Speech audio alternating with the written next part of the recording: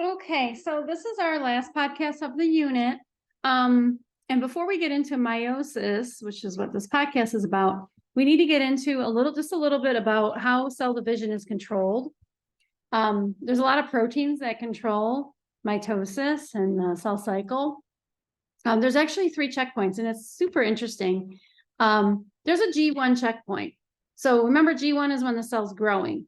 They need to make sure that that cell is big enough to be able to even divide. Otherwise, it's going to kick it out, or it's going to give it some more time to grow. So yeah, there's a G1 checkpoint that cell has to check before it can move on to S.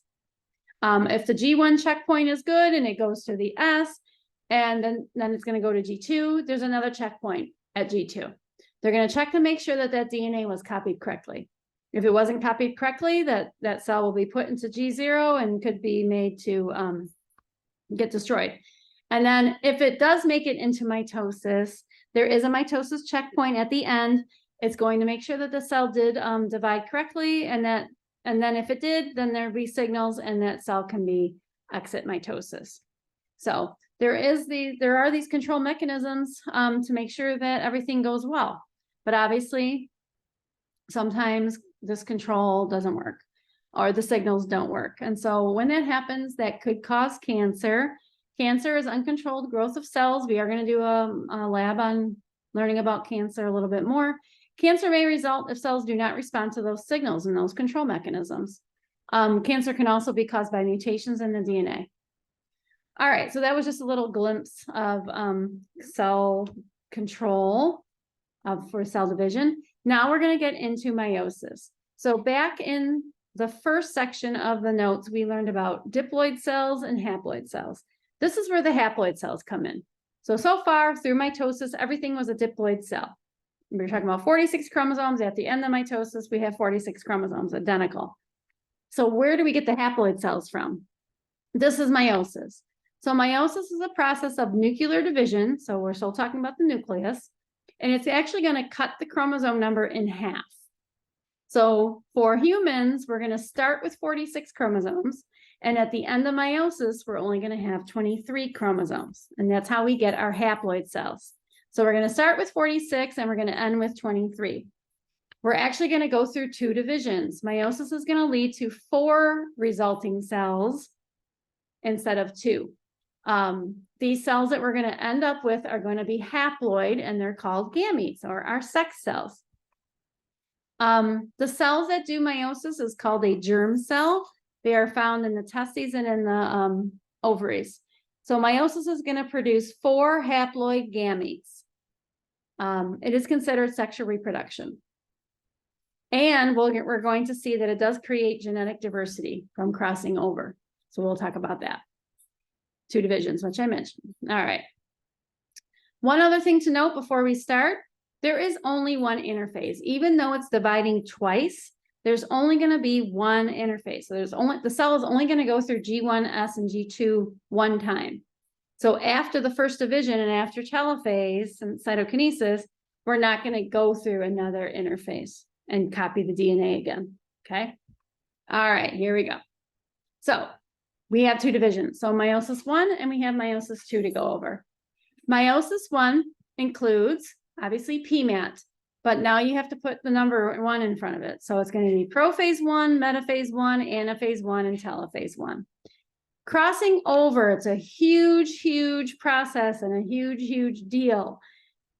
What's going to happen is we have these chromosomes that are going to be in pairs, and they're actually going to swap their DNA and exchange their genetic material between the 2 chromosomes. That's going to happen during prophase 1. You'll see a diagram so you can understand what's happening. But what it results in is diversity, and why you don't look like your sister or your brother. You're not going to be exactly the same. Like in mitosis, the cells are exactly the same. In meiosis, it's going to create this genetic diversity or genetic recombination. Okay, so here we go. Prophase 1, there's differences. So in mitosis for prophase, we only had single random chromosomes in the cell, right? 46 of them. For meiosis, the chromosomes are in pairs. So you got mom and dad's chromosomes next to each other in prophase. So there'll be 23 pairs of chromosomes in a human's prophase 1. These chromosomes are visible in prophase 1. So we just went through interphase. So that already happened. When we get to prophase 1, the chromosomes become visible and they're in their pairs. The nuclear, just like in prophase and mitosis, the nuclear membrane and the nucleolus are going to go away. You can see that in the picture up here.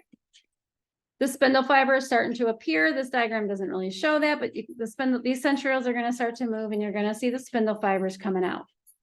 All right, on this bottom picture, this is showing the crossing over. So let's say the dad's chromosome is orange and the mom's chromosome is red.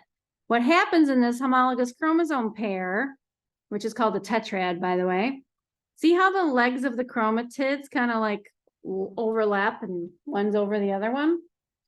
Well, look, what happens, the chromatid actually breaks off and it swaps colors. So now the dad's chromosome has a piece of the red's genes and the red mom chromosome has a piece of the dad's genes. You can see that here. That is called crossing over. It's also called synapsis or synapse.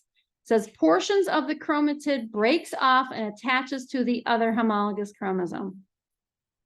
So this happens in prophase 1.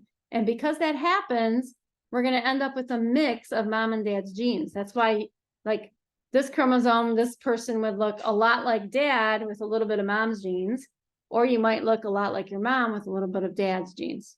I look like my dad. All right, so that's prophase 1. It's also called synapsis. On your diagram, make sure you label and make that bracket of homologous chromosome.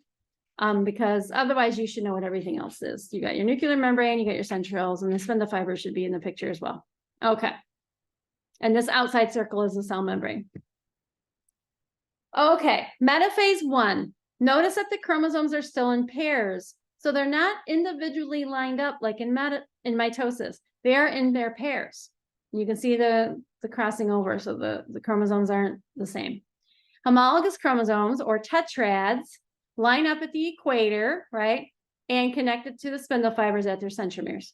So this isn't the best picture, but the spindle fibers are going right through the centromeres of both of them, both of the centromeres for both of the chromosomes in this pair. And so if this was human, you would have 23 of these pairs lined up.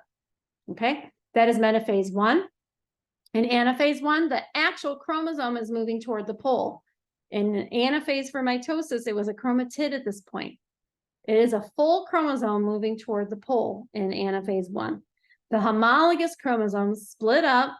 Dad's chromosome goes one way, mom's main chromosome goes the other way. And they move to the poles. That's anaphase 1. They are sorting independently of one another, independent assortment. That means that dad's chromosomes aren't always going to go to the left and mom's chromosomes aren't always going to the right. It's just random the way that they go. Okay. Telophase 1 and cytokinesis, we're going to kind of put that together, but it's just like mitosis. You're going to get your nuclear membrane coming back. And we're eventually, at the end of cytokinesis, we're going to end up with 2 cells, right? You can see the cytokinesis cleavage furrow happening. Each new cell that's going to result only has half the number of chromosomes as that first germ cell that started. If I went back in the slides and I went all the way back to prophase, we had 4 chromosomes in this picture. If you look at telophase right here, how many chromosomes are in each cell? 2. So the chromosome number gets cut in half. So for humans, we're going to start with 46, and then each of these, there will be 23. Okay? So they're haploid now. That's what haploid is. You only have 1 copy of the chromosome, not 2.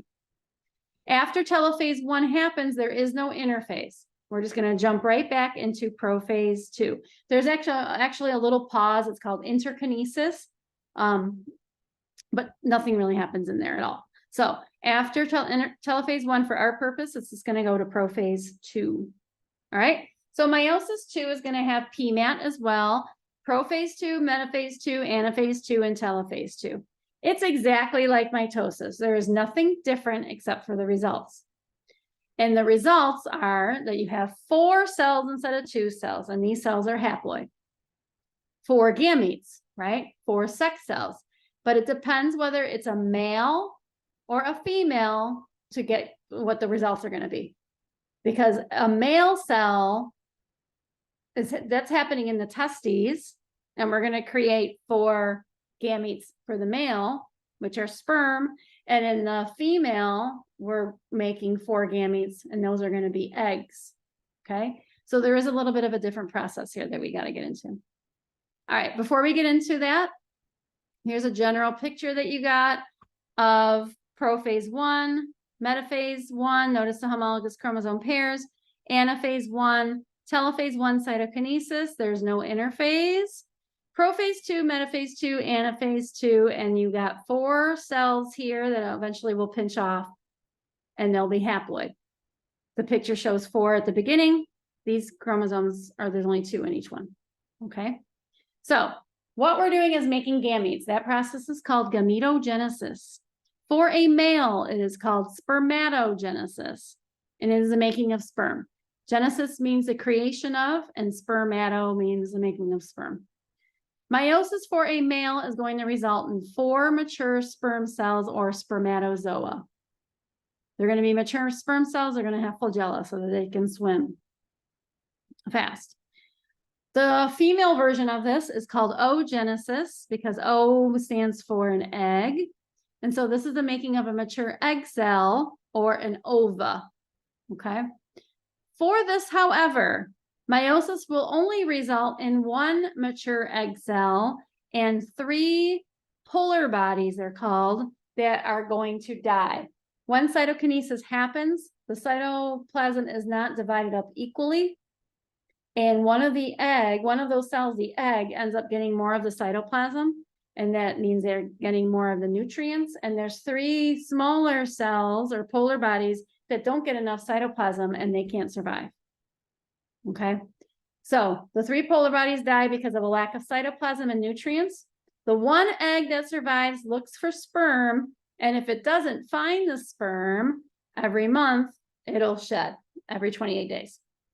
Okay. All right. So anyway, let's go back into this. So here's spermatogenesis diagram that we need to label. This is how we're making, you can see 4 sperm here. At the very beginning, this is our germ cell. It's called a spermatogonium. It's basically a cell, a body cell that's in the testes for a male. It is diploid at this point. Okay. We are starting diploid. All right. We're going to go and we're going to have a primary spermatocyte. And that primary spermatocyte is going to go through meiosis 1. And so after meiosis 1, it's called a secondary spermatocyte. And then after meiosis 2, they're going to be called spermatids. And then they go through cellular differentiation. They start to mature and they'll get their little sperm and their motors. And they'll turn into 4 mature sperm cells. Okay, no issues.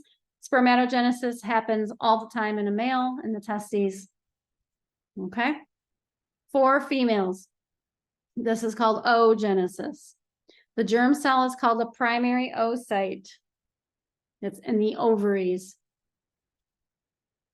After maturation, it's still called a primary oocyte. So the name doesn't change like in the male. We're going to go through meiosis 1. Label that, please. And right away, you notice the cytoplasm isn't equal. Like you can tell that this cell is bigger a little bit than this cell.